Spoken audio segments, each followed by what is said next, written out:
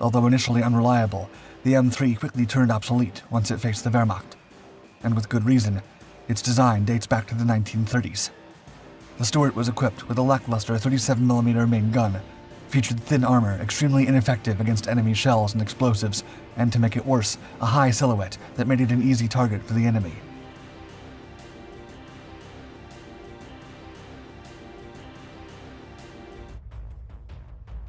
According to the testimony of an observer from the Armored Force visiting the 12th Armored Division, the American light tank companies armed with the M3 quickly were, quote, so useless that they were often employed as anti-tank gun bait for the division's M4 Shermans. A few Stuarts were used for evacuation and resupply roles.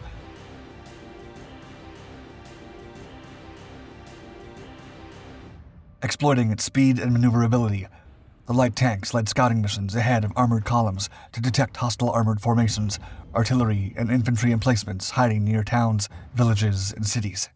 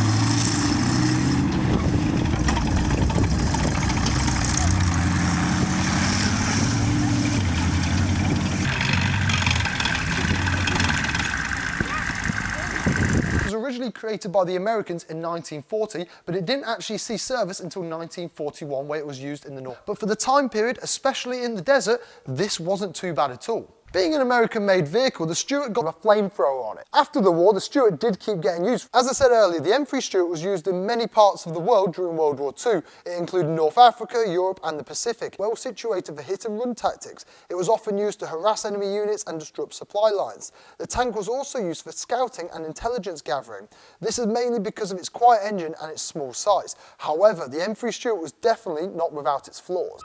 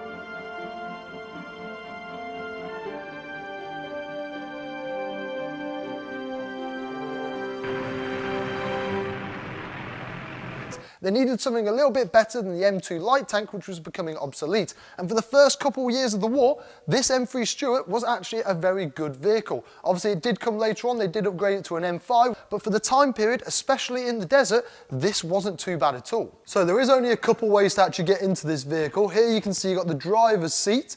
That's one way you'd get in.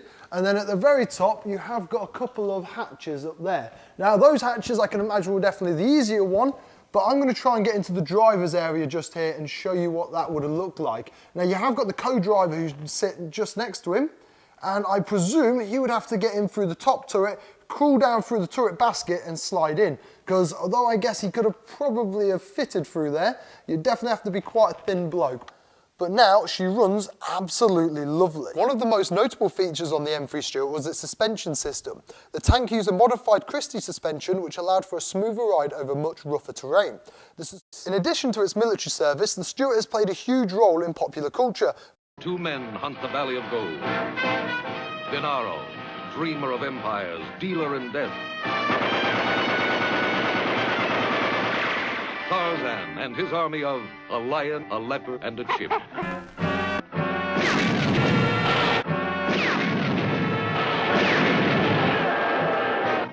Tarzan faces his most daring adventure in the Valley of Gold.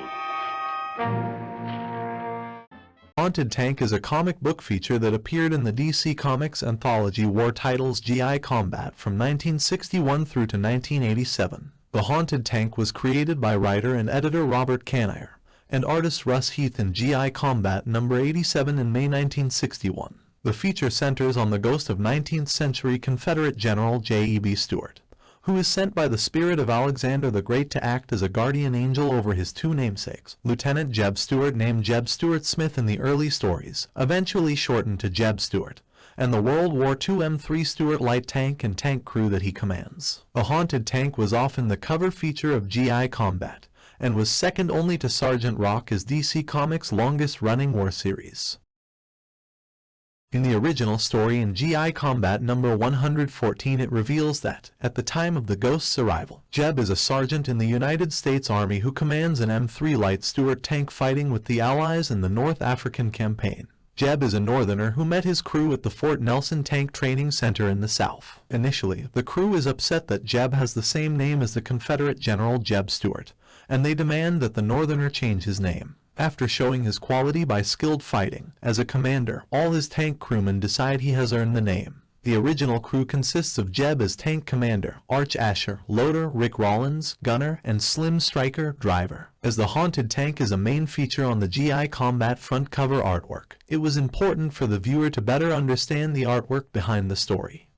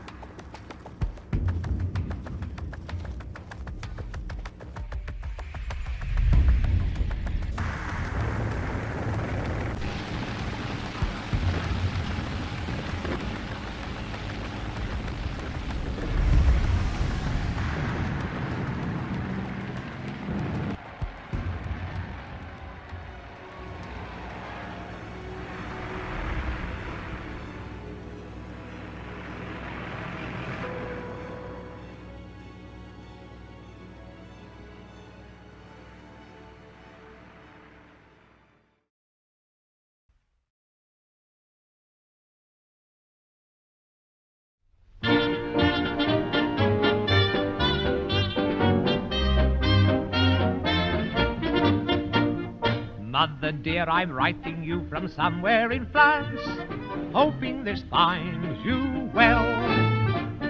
Sergeant says I'm doing fine, a soldier and a half. Here's the song that we'll all sing, it'll make you laugh. We're gonna hang out the washing on the Siegfried line. Have you any dirty washing, mother dear? We're going to hang out the washing on the Siegfried line, 'cause the washing day is here. Whether the weather may be wet or fine, we'll just rub along without a care. We're gonna hang out the washing on the Siegfried line, if the Siegfried line's still there. We're gonna hang out the washing on the Siegfried line. Have you any dirty washing, mother dear? We're gonna hang out the washing on the Siegfried line, 'cause the washing day is here. Whether the weather may be wet or fine, we'll just rub along without a care. We're gonna hang out the washing on the Siegfried line, if the Siegfried line's still there. Everybody's mucking in and doing their job, wearing a great big smile. Everybody's got to keep their spirits up today. If you want to keep in swing, here's the song to sing. We're going to hang out the washing on the Siegfried line. Have you any dirty washing, mother dear? We're gonna hang out the washing on the Siegfried line. Why? 'Cause the washing day is here. Now whether the weather may be wet or fine, well, we'll just rub along without a care. We're going to hang out the washing on the Siegfried line. Well, if the Siegfried line's still there.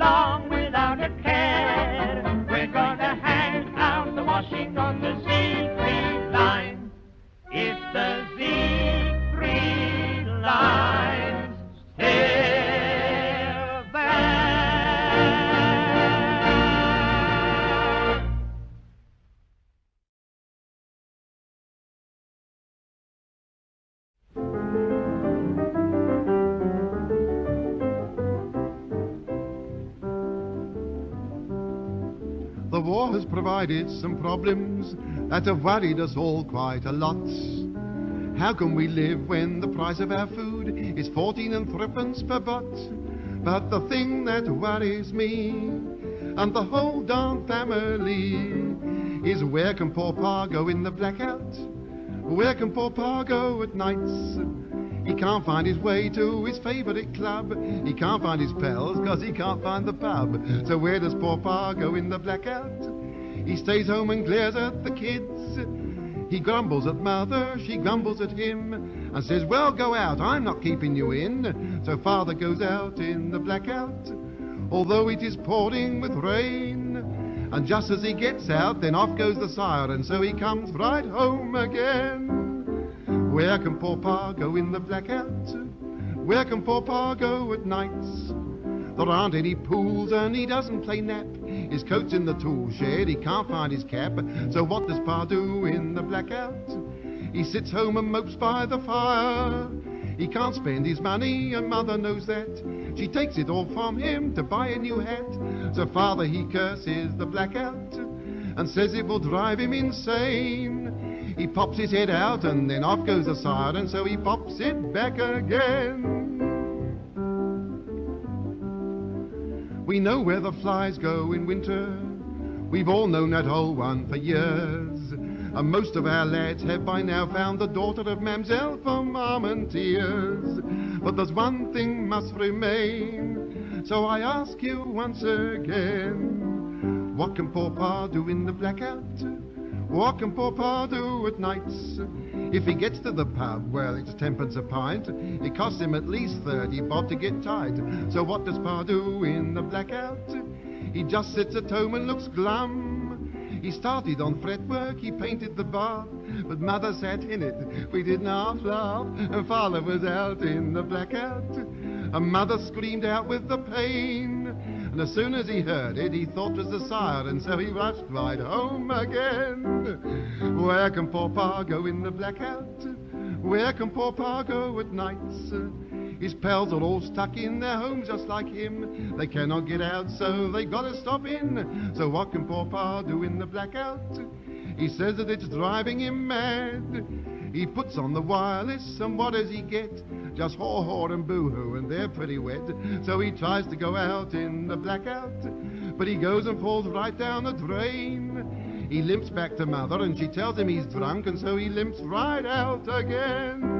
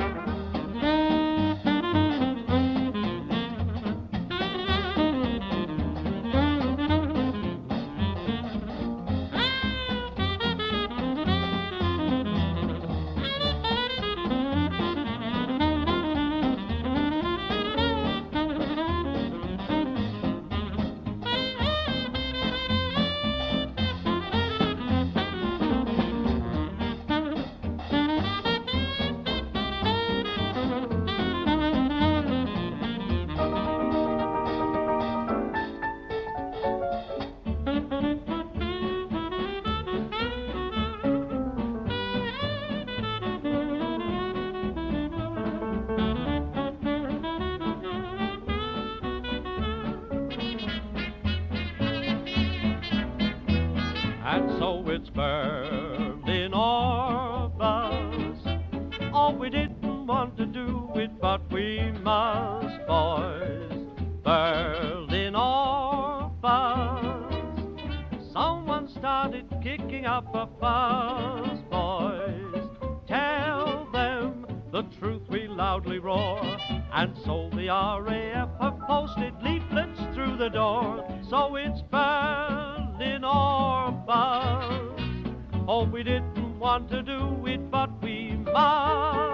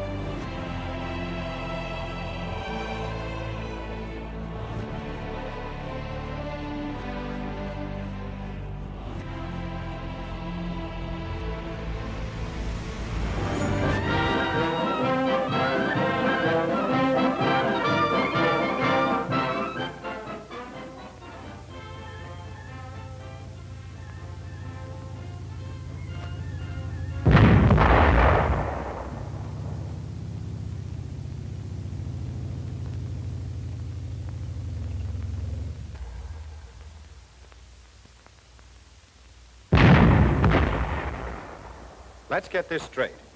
In an M5 light tank, you've got a damn good weapon, the 37mm gun. 37 gunners say they can hit anything they can see, and they're not kidding.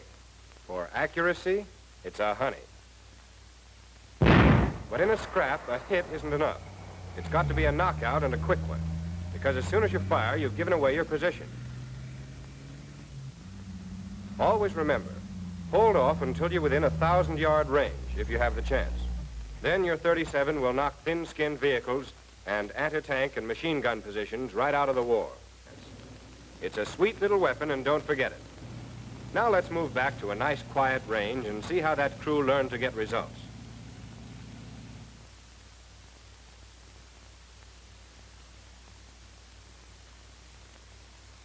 Our tank is operated by a 4-man crew. Each man knows all 4 jobs. There's the tank commander.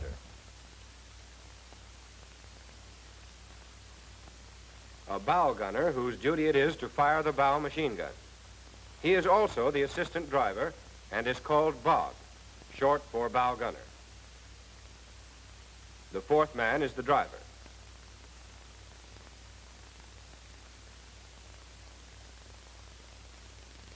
Before any tank can go into action, it must be prepared for action. First, the radio and interphone system is turned on. By the time 30 seconds have passed, the communication system has warmed up so the tank commander can check it. He gives the order, check interphone. Driver. Okay. Turns on the turret motor toggle switch. To see that the power traverse is working properly, the gunner traverses the turret. The tank commander also has a control handle by which he can power traverse the turret. He tests it now. When the gunner flipped the motor switch, he watched the stabilizer oil reservoir. Since it's 2/3 full, he has enough oil.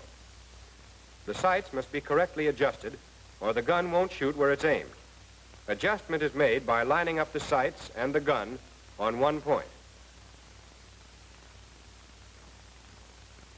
Crosshairs on the muzzle make it possible to line up the gun. Open the hatches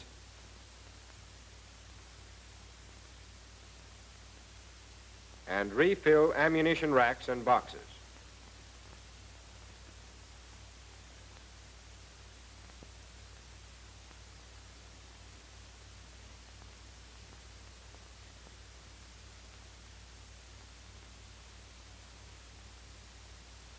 The driver turns off the auxiliary generator by pushing the red button on the apparatus box. At the same time, the gunner turns off the auxiliary generator's gas line petcock. The final order is, secure equipment. The gunner turns off the power traverse and shifts to manual traverse. He'd switch off the gyro if it were on.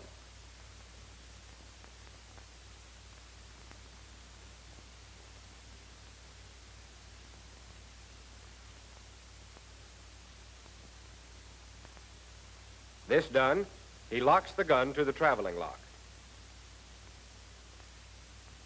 and tightens the friction clamp. Finally, he reports to the tank commander. Gunner secure. Meanwhile, the tank commander inspects the bore and closes the 37 breech block. Then he locks his turret lock. The driver checks his equipment at the same time and reports.